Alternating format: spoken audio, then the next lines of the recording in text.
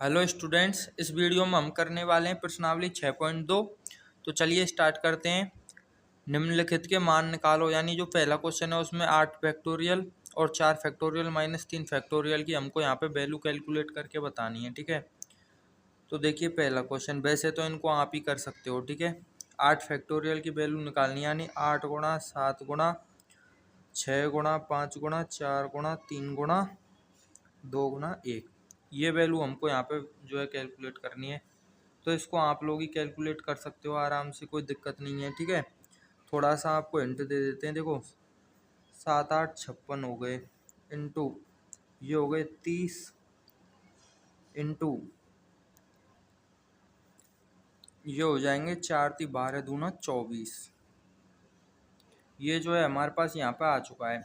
अब 24 का गुणा 3 से करेंगे ना, तो 60 यानी 72 हो गए। ठीक है, यानी हमारे पास आ गया 56 इंटू 720। अब इसको फिर से कैलकुलेट कर लेते हैं। तो ये हमारे पास आ गया, देखो 2 का इंटू करेंगे तो हो जाएगा 12, और फिर 10 और 1 11, इंटू 7 का इंटू करेंगे तो 42, और 7 पंजे 35 और 4 39 हो गए। ठीक है, इनको ऐड कर लेते हैं। 2 3 0 4 और 1 0 ये रही पीछे वाली, यानी 40,320 आ रहा है। ठीक है, ये जो है हमारे पास आ गया यहाँ पे। अब देखो क्वेश्चन जो इसका सेकंड पार्ट है वो देख लो, यहाँ पे ही देख लो। हमको वैल्यू निकालनी है 4 फैक्टोरियल माइनस 3 फैक्टोरियल की। ठीक है, तो 4 फैक्टोरियल माइनस 3 फैक्टोरियल की वैल्यू निकालते हैं। तो ये हो जाएगा, 4 फैक्टोरियल की वैल्यू होती है 24। ठीक है, देखो 4 × 12 12 दूनी 24। ठीक है, यानी 4 फैक्टोरियल की वैल्यू 24 हो गई, और 3 फैक्टोरियल की वैल्यू होती है 3 दूनी 6। तो 24 में से अगर हम 6 माइनस करेंगे तो 18 आ जाएगा आंसर। ठीक है, अब देखो क्वेश्चन नंबर जो दूसरा है वो, क्या 3 फैक्टोरियल प्लस 4 फैक्टोरियल 7 फैक्टोरियल के बराबर होता है? तो यहाँ पे लिखेंगे, क्या लिखेंगे, नहीं, नहीं होता। क्यों नहीं होता? क्योंकि 4 फैक्टोरियल और 3 फैक्टोरियल को अगर हम जोड़ेंगे तो हमारे पास वैल्यू आएगी 24 प्लस 6। ठीक है, जो कि हो गए 30। जबकि 7 फैक्टोरियल की वैल्यू होती है हमारे पास 7 गुणा 6 फैक्टोरियल। ये इसलिए हम, देखो थोड़ा सा आपको दिखाने ही, सॉरी, देखो 7 फैक्टोरियल की वैल्यू होती है हमारे पास 7 गुणा 6 गुणा ऐसे। ठीक है, यानी 7 गुणा 6 फैक्टोरियल। अब यहाँ पे देखो 7 इंटू 6 फैक्टोरियल की वैल्यू होती है हमारे पास 720, यानी कि 7 गुणा 720 करेंगे तो वो 30 से क्या है, बहुत ही बड़ी संख्या आएगी। तो इसलिए इसका आंसर हो जाएगा नहीं हमारे पास। ठीक है, अब देखो क्वेश्चन नंबर थर्ड हमसे क्या बोल रहा है। 8 factorial upon 6 factorial upon into 2 factorial की यहाँ पे वैल्यू हमको कैलकुलेट करनी है। ठीक है, तो थर्ड क्वेश्चन हो जाएगा 8 फैक्टोरियल अपॉन 2 फैक्टोरियल गुणा 6 फैक्टोरियल। ठीक है, इस प्रकार से। अब यहाँ पे देखो 8 फैक्टोरियल को क्या लिखेंगे हम, 8 गुणा 7 गुणा 6 गुणा 5 गुणा 1 तक लिखेंगे। ठीक है, अब 6 गुणा 5 गुणा 4 जो है ना, वो 1 तक, वो हो जाएगा हमारे पास 6 फैक्टोरियल।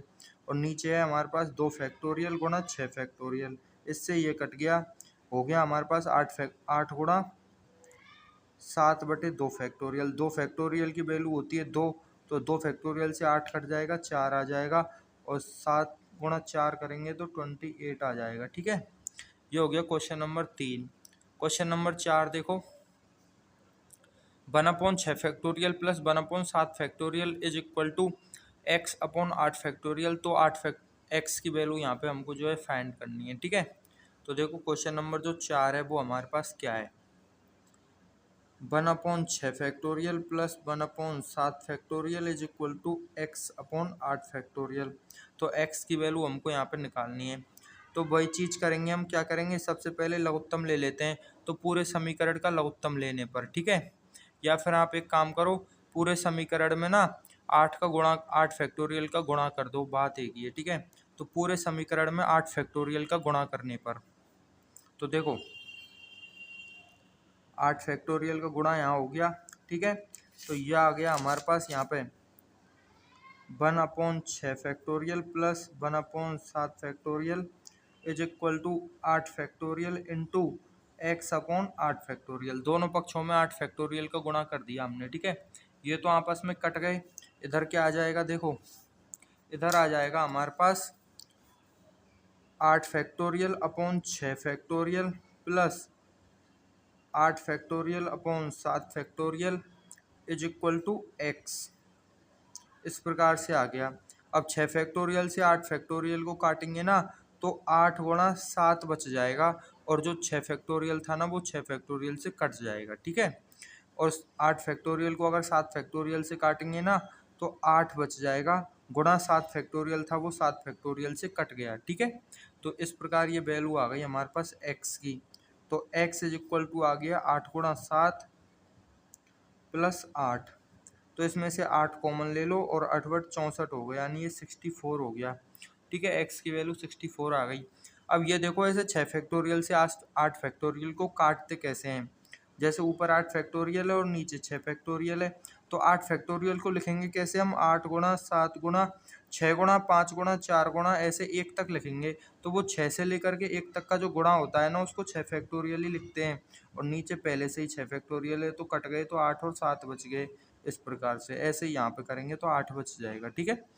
अब देखो क्वेश्चन नंबर 5 हमारे पास क्या है, N factorial upon N minus R factorial की जो है हमको यहाँ पे वैल्यू ज्ञात करनी है। जबकि पहला क्वेश्चन है एन इज इक्वल टू 6 और आर इज इक्वल टू 2, और दूसरा क्वेश्चन है एन इज इक्वल टू 9 और आर इज इक्वल टू 5, ठीक है। ये हमको ज्ञात करना है और ये वैल्यू दे रखी है, ठीक है। N factorial upon N minus R factorial होता है वो एन पी आर का फॉर्मूला होता है, यानी हमको क्रमचय ज्ञात करना है, ठीक है। तो चलिए स्टार्ट करते हैं क्वेश्चन नंबर 5। क्वेश्चन नंबर 5 हो गया हमारे पास यहाँ पे N factorial upon N minus R factorial, ठीक है। फर्स्ट जो केस है उसमें दे रखा है हमारे पास N is equal to 6 R is equal to 2, यानी एन की वैल्यू 6 लेनी है और आर की वैल्यू 2 लेनी है एक बार, ठीक है। तो चलो रखते हैं यहाँ पे, ऊपर तो हो गया 6 फैक्टोरियल और नीचे हो गया 6 माइनस 2 फैक्टोरियल। अब 6 फैक्टोरियल सेम चल रहा है और 6 माइनस 2 फैक्टोरियल होगा 4 फैक्टोरियल। तो 4 फैक्टोरियल से 6 फैक्टोरियल को अगर हम काटेंगे ना तो हमारे पास 6 गुणा 5 बच जाएगा, और 4 फैक्टोरियल ये रहा और नीचे भी 4 फैक्टोरियल, इस प्रकार से। तो इनको काट देंगे तो 6 गुणा 5 बच जाएगा, यानी 30 आंसर आ गया, ठीक है। अब बात करते हैं अगले क्वेश्चन की। जब आर एन की वैल्यू तो हमको लेनी है 9 और आर की वैल्यू लेनी है हमको 5, ठीक है। तो यहाँ पे रख देते हैं हम 9 फैक्टोरियल अपॉन 9 माइनस 5 फैक्टोरियल। तो 9 में से जब 5 को माइनस करेंगे ना तो 4 आ जाएगा, ऊपर चल रहा है 9 गुणा 8 गुणा 7 गुणा 6 गुणा 5 गुणा 4 फैक्टोरियल, और नीचे आ गया 4 फैक्टोरियल, ये दोनों कट गए और ये आ गया हमारे पास। इसको कैलकुलेट कर लेते हैं, चलो। अगर इसका गुणा करेंगे ना 9 का गुणा 8 से करेंगे तो ये आ जाएगा हमारे पास 72। 7 गुणा 6 गुणा 5 करेंगे तो 210 आएगा हमारे पास, ठीक है। और ये आ गया 9 गुणा 8 करने पे 72। अब जब इनका भी हम गुणा करेंगे ना तो हमारे पास आ जाएगा यहाँ पे 72 एकम 72, 72 की 2 को हासिल 7, और 72 दूनी हो गए हमारे पास 144, 144 और 7 हो गए 151, ठीक है। 144 और 7, 7 4 11, यानी 151 ही हो गए, ठीक है। और एक जीरो आ गई, यानी 15,120 इसका आंसर आ रहा है, ठीक है। तो मिलते हैं नेक्स्ट वीडियो में 6.3 के साथ।